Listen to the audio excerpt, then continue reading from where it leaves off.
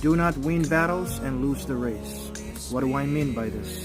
Matthew chapter 7, verse 21 to 23 says, Not everyone who says to me, Lord, Lord, shall enter into the kingdom of heaven, but he who does the will of my Father.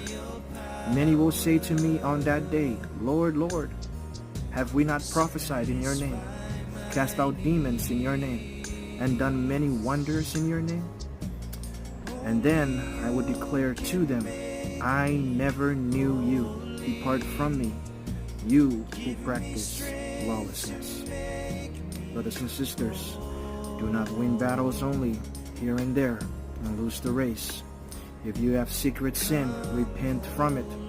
Do not love the gift and don't have a relationship with the gift giver, who is Jesus. You must have a true relationship with Jesus so that he can know you.